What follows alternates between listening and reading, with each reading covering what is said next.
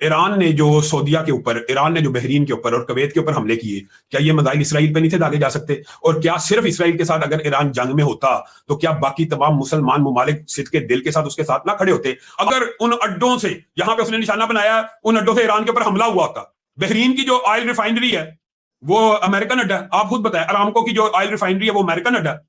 यानी जो बात करते हैं उसमें भी झूठे हैं। और फिर दूसरी बात ये बैनुल अक़वामी मुल्कों की सॉवरेनिटी होती है, ये बैनुल अक़वामी कवानीन है कि किसी की हदूद का, किसी की सरहदों का कोई पास रखना होता है। अगर तो इन ममालिक से ईरान पे हमले हुए हैं और ईरान वो सबूत दुनिया को दिखा दे तो ज़ाहिर है ईरान की बात जायज मानी जाएगी कि यहां से हमले हुए हैं, लेकिन ना वो सबूत दिखा चुका। ये बताइएगा, क्या कतर में अमेरिकी अड्डे हैं या नहीं? क्या मैं तो मुझे जवाब मुकम्मल कर दे, क्या कतर में अमेरिकी अड्डे हैं या नहीं है?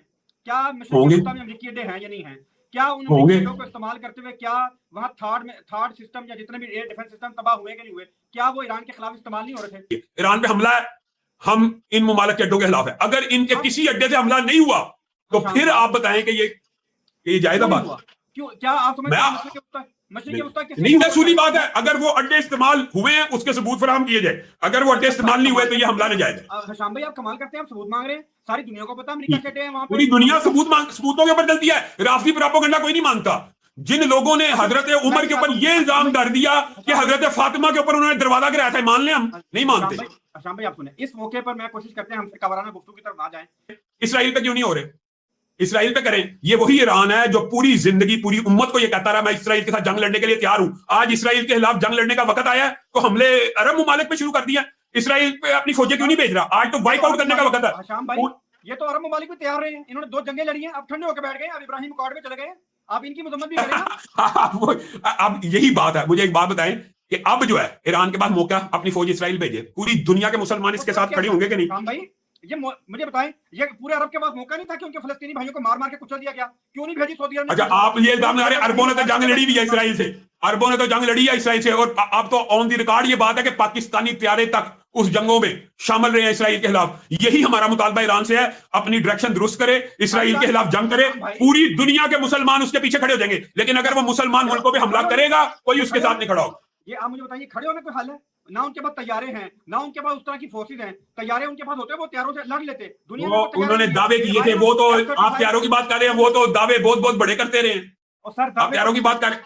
सर दावे तो जंग से पहले दावे किए जाते हैं ना सर। अच्छा, दूसरी बात ये खड़े होने की जहां तक बात है, मैं आपको गारंटी से एक बात कहता हूं, मैं सिद्ध के दिल से कहता हूं, अल्लाह की कसम, अगर ईरान ये अरब ममालिक और खलीज ममालिक पे हमला ना करता तो ईरान को फायदा होता और पूरी दुनिया के मुसलमान इसके साथ होते। आज भी हैं कि अगर अमेरिका के हमलों में मरने वाला हर शख्स शहीद है तो शाह फैसल को भी शहीद कहें, सद्दाम हुसैन को भी कहें, और बड़ी तलख इनको ये बात लगी मुल्ला उमर को भी कहें, उसामा बिन लादेन को। ये तो नाम ले तो चैनल बंद हो जाते हैं।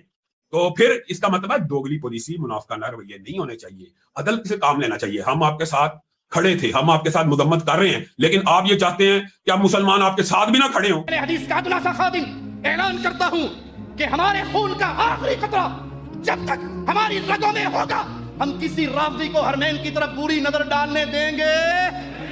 डालने दोगे? लड़ोगे? अबू बकर, उमर, उस्मान के ईमान के दिफा के लिए लड़ोगे? आयशा की इस्मत के लिए लड़ोगे? हम मरेंगे, हरमैन को बचाते हुए मरेंगे। अहले कुफर की जमात सुनो, ये कभी नहीं हो सकता। उमर के बेटे जिंदा हो, कभी नहीं हो सकता। खालिद के बेटे जिंदा हो, कभी नहीं हो सकता। अबू बकर के फर्जंद जिंदा हो और मोहम्मद के झंडे पे आंच आ जाए। हमारा खून, हमारी गर्दनें, हमारा खून, हमारी गर्दनें हरमैन शरीफैन के लिए कुर्बान होने को तरस रही हैं। ये वो उलमा हैं जो काबे की कमाई से शराब पीने वालों की शराब के हिस्सेदार हैं।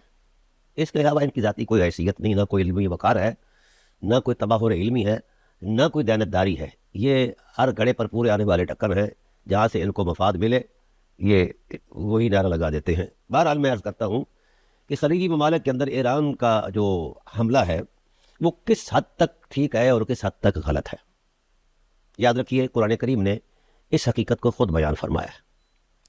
सैयद आलम सल्लल्लाहु ताला अलैहि वसल्लम ने जिस वक्त ग़ज़वात का आगाज़ किया, अगर हम बदर से लेकर आगे तक का मुतालिया करें तो हर मैदान में अली जो है वो हीरो नज़र आते हैं और उनका किरदार ऐसा मुसल्लम है कि कुफ्र का कलेजा लरस जाता है जिस मैदान में अली की धमक महसूस करते हैं। तो ये एक तारीख़ है।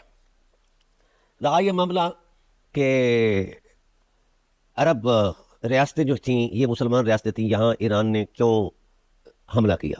دیکھیے میں عرض کرتا ہوں، ایران نے پہلے بھی انتباہ کر دیا تھا کہ جو سرزمین ہمارے خلاف استعمال ہوگی ہم وہاں اپنا کردار دیں گے، اپنا حملہ کریں گے، دفاع کریں گے۔ یہ کہاں کی انسانیت ہے کہ کوئی بندہ میرے گھر میں بیٹھ کر، میرے گھر میں، میرے آنگن میں بیٹھ کر کسی دوسرے پر حملہ آور ہو اور پھر میں اسے دفاع کا حق بھی نہ دوں، اور مجھے یہ بھی پتا ہو کہ یہ میرا بھی دشمن ہے، میرے ایمان کا بھی دشمن ہے، تو پھر حق دفاع نہ دوں؟ یہ کون سی انسانی فکر ہے؟ یہ کون سا انصاف ہے؟ عربوں نے جو اس کو رکھا ہوا تھا محض اسی لیے رکھا ہوا تھا، عرب جانتے ہیں کہ وہ نکارہ ایک کارتوش ہے، اس کے علاوہ ان کی کوئی حیثیت نہیں۔ پہلے بھی عرب اسرائیل جنگ ہوئی ہے، ایک تاریخ ہے، اور عرصہ دراز تک وہ جنگ رہی ناکامی۔ چھوٹا سا اس وقت اسرائیل تھا، مختصر سا، اور اتنا جغرافیہ عرب کا، اتنے افرادی قوت اور اتنا سرمایہ، لیکن یہ ناکام رہے۔ کیوں رہے؟ آئیے اس کی وجوہات میں آئینی شاہدوں کے حوالے سے صرف ایک واقعہ کرتا ہوں۔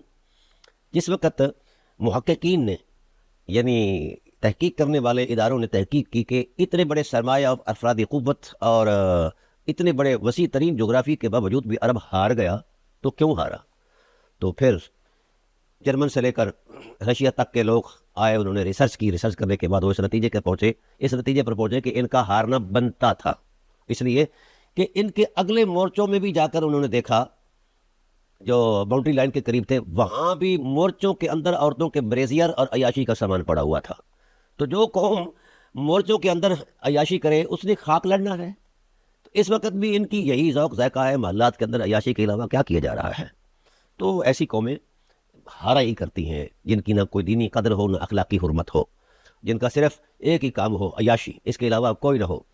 تو بہرحال اگر وہ ہارے ہیں تو اپنی عیاشی کی بنیاد پر ہارے ہیں، اور اگر آج کوئی غزہ کی حمایت میں کھڑا ہو جاتا ہے، اس کو سزا کے لیے جناب اس پر گھیراؤ کیا جاتا ہے اور اس کو جناب والا مارا جاتا ہے، بم مارے جاتے ہیں، حملے کیے جاتے ہیں اور اس کی جناب والا سینکشنیں لگائی جاتی ہیں، تو اگر وہ کسی وقت آگ گولا ہو کر اپنا دفاع کرتا ہے تو ان کو مولویوں کو کیا تکلیف ہوئی؟ خاص کر میرے پاکستان کے شودے قسم کے جو مولوی ہیں جی، ان کو کیا تکلیف ہوئی ہے؟ آئیے ہم قرآن سے پوچھتے ہیں کہ ایسے معاملات میں ہماری رہنمائی کیا ہے۔ اللہ تعالیٰ ارشاد فرماتے ہیں، سید عالم صلی اللہ علیہ وآلہ وسلم جس وقت تبوک پر تشریف لے گئے تو پیچھے، یعنی آپ غزوے پر گئے ہیں اور لاکھوں افراد کے مد مقابل گئے ہیں 30,000 کا لشکر لے کر، تو آپ صلی اللہ علیہ وآلہ وسلم نے مولا کائنات کو پیچھے متعین فرمایا کہ آپ یہاں مدینہ پاک کی رکھوالی کریں وغیرہ۔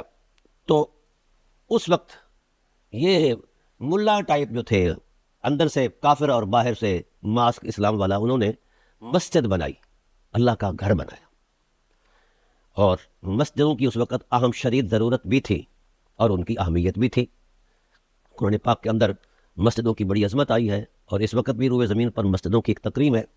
انہوں نے مسجد بنائی، اور اللہ تعالیٰ کی ذات والا صفات نے اس مسجد کا جو ٹائٹل بیان کیا ہے قرآن پاک کے اندر بڑا حیران کن ہے۔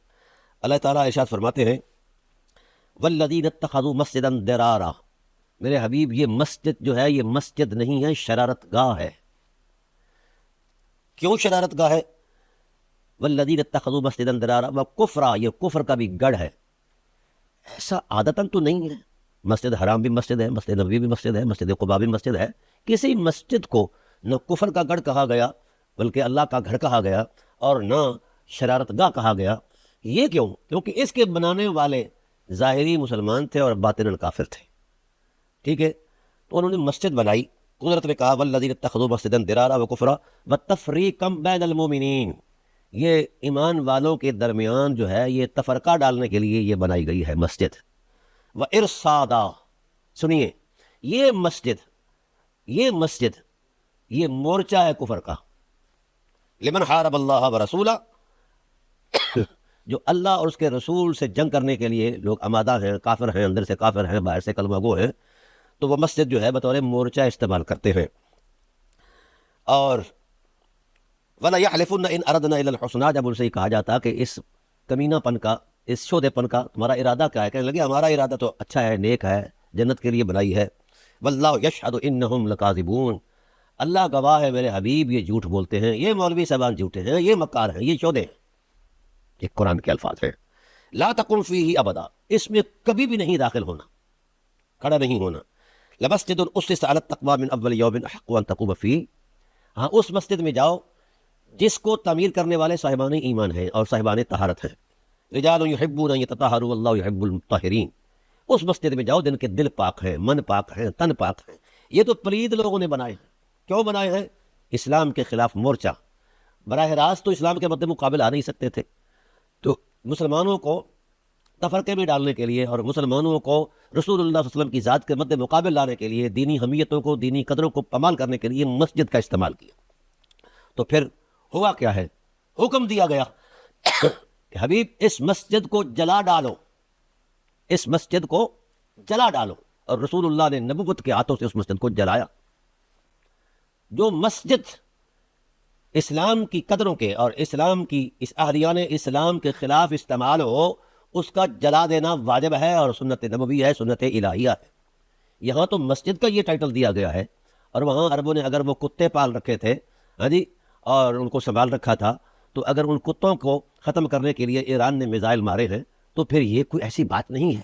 اس کو میں یہ سمجھتا ہوں حقیقی طور پر یہ ایران نے اصل میں عربوں کا تحفظ کیا ہے، عربوں کو بچایا ہے اور آزادی دلائی ہے عربوں کو. اگر ان کے اندر کوئی غیرت نام کی کوئی شے ہے، ویسے اکثر اوقات تو وہ غیرت سے آری رہتے ہیں، اگر غیرت نام کی کوئی شے ہے تو وہ سمجھے کہ ان کا یہ تحفظ ہوا ہے. ہاں جہاں جہاں یہ چوہے چھپتے تھے یہ یہودی، وہاں وہاں انہوں نے مارا ہے. تو بھئی جب آپ دشمنوں کو اپنے گھر میں پناہ دیں گے، اب ہماری پاکستان کی آرمی جو ہے کیا کرتی ہے کہ جہاں دہشت گرد چھپے ہوتے ہیں وہاں اٹیک کرتے ہیں، ان کو حق ہے. افغانستان کے ساتھ ہماری لڑائی کا جو معاملہ ہے وہ کیوں ہے؟ افغانستان کو بارہا مرتبہ انتباہ کرتی ہے ہماری آرمی کہ آپ کے ملک سے اٹھتے ہیں دہشت گرد اور ہمارے معصوم لوگوں کو قتل کرتے ہیں، جن کا کوئی گناہ نہیں ہے، صرف یہ گناہ ہے کہ وہ مسلمان ہے یا پاکستانی ہے. تو یہ پاکستان کی سوورنٹی پر، پاکستان کی آزادی پر، جغرافیائی حرمت پر یہ حملہ ہے. انہیں روکیں. تو افغانستان نے ایک نہیں سنی، پھر انجام کو پہنچ گئے. الحمدللہ ثم الحمدللہ، اور مزید پہنچے گئے. تو سو ایسے ہی اگر جہاں سے یہ یہود اور نصارہ جس گھر میں بیٹھ کر کسی مسلمان پر یہ حملہ آور ہوگے تو اس گھر کو تباہ کرنا یہ سنت ہے. کس نے حق دیا ہے عربوں کو کہ تم اپنے گھروں میں سے میزائل بھی چلواؤ اور جہاز بھی اڑواؤ اور جناب اللہ بم وہاں سے، اور پھر کہو کہ ہمارے اوپر بم نہ مارے جائیں؟ یہ بیچارے شہدے ملا، وہ ابتسام الہی غالباً اس کا نام ہے، یا وہ طاہرہ شرفی، یہ تو بیچارے کرائے کے ٹٹو ہیں، ان کی ذاتی حیثیت ہی کوئی نہیں ہے.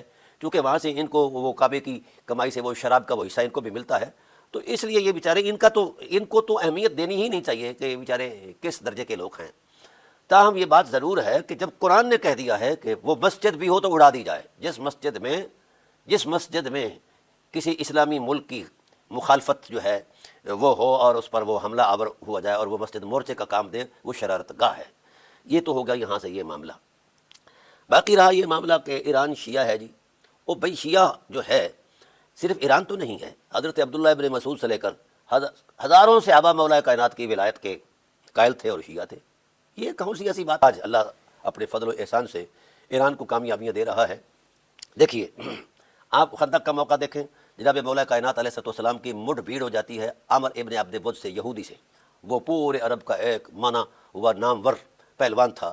تو اس وقت جب اس کو یہ ٹارگٹ دیا گیا، یہ آگے بڑھا اور مولا کائنات آگے بڑھے، تو دونوں پہلوان آپس میں گتھم گتھا ہیں، دھول اڑی ہوئی ہے، نظر نہیں آ رہے.